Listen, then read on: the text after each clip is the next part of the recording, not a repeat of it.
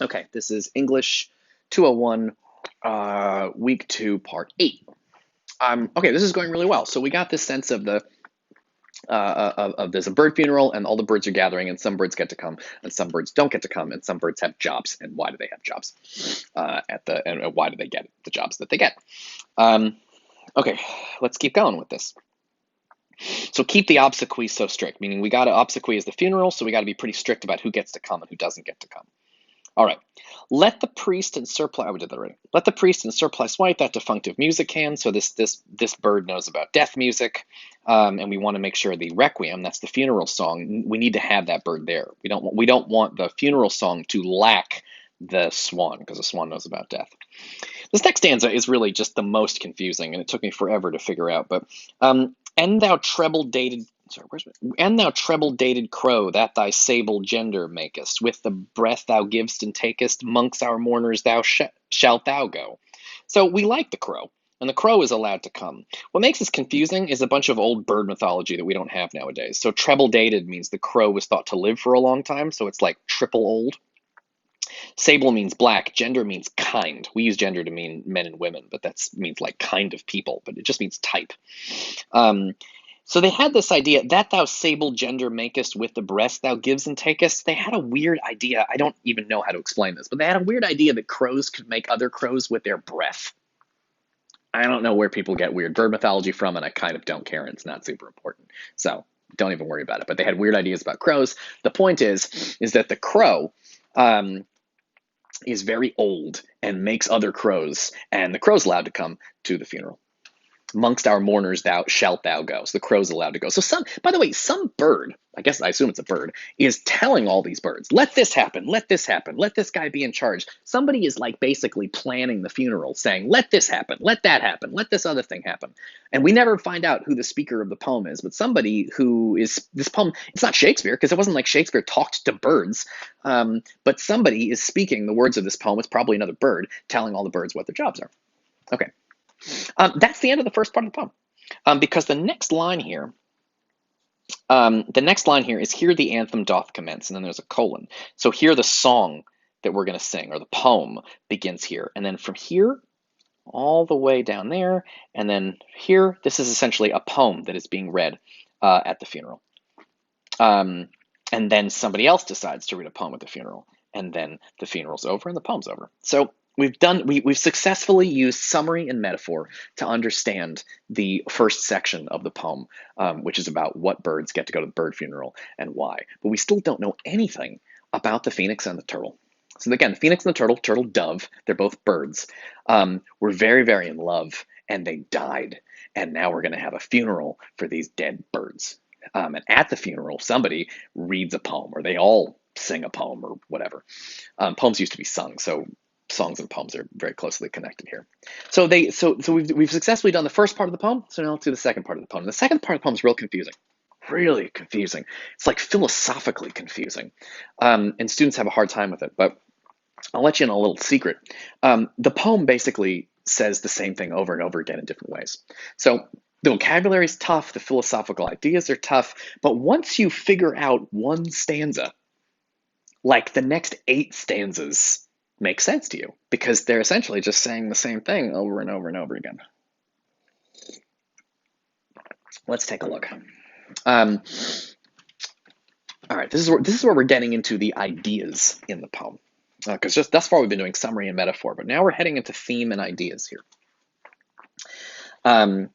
It's like a poem. It's weird because it's a poem within a poem, because this whole thing is a poem, and then these are the birds that are allowed to come to the funeral, what their jobs are, and then they go, okay, let's start saying a poem at their funeral. And here's the poem. Love and constancy. Constancy is when you're true to one another. If you're constant, it means you're true. It means, in this context, it means faithful. The birds were in love and they were faithful to each other. Love and constancy is dead. Phoenix and the turtle fled in mutual flame from hence. So these two birds essentially got cremated.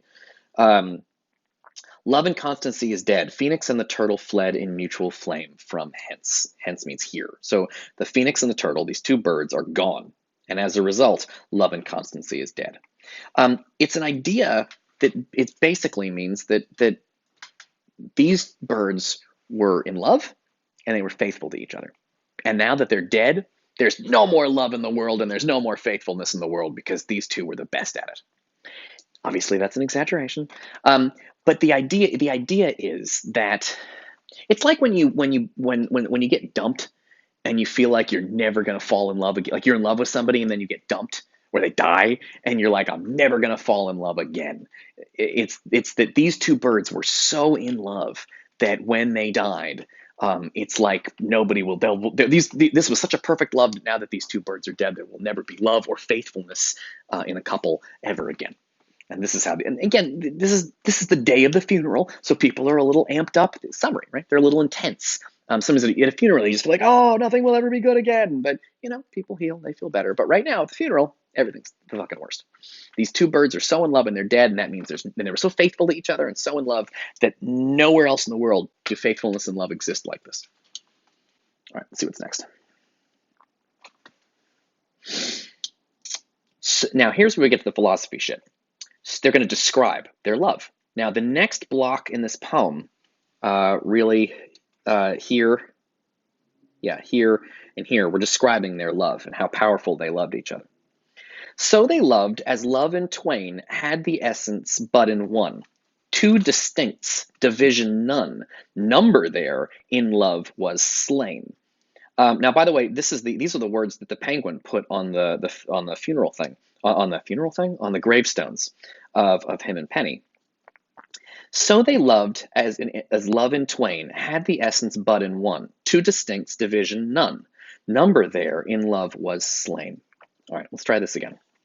So they loved as love in twain. Twain means two. Had the essence but in one. And this is confusing because they're saying when the phoenix and the turtle dove loved each other, they were two people, but they were also one person.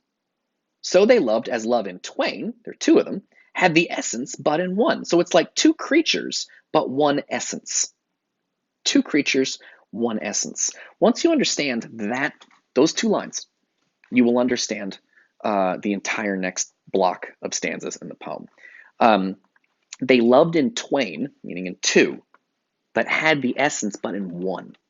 I'm sure you guys have heard the concept of the soulmate before. Someone is your soulmate. When you fall in love, you meet your soulmate. The idea, we say soulmate, and we have this idea that like people match. They're like a good match together. But in Shakespeare's day, they had this idea of what a soulmate was. And it's interesting. The idea of the soulmate is that when you meet your soulmate, essentially, you share the same soul. So even though there are two of you, you have one soul. That's a metaphor for describing people in love. What are people in love like? It's like two people that share one soul. That's a metaphor because somehow you're such a team. You're almost the same person. So this is I think that's actually a really good metaphor for being in love. I really like it.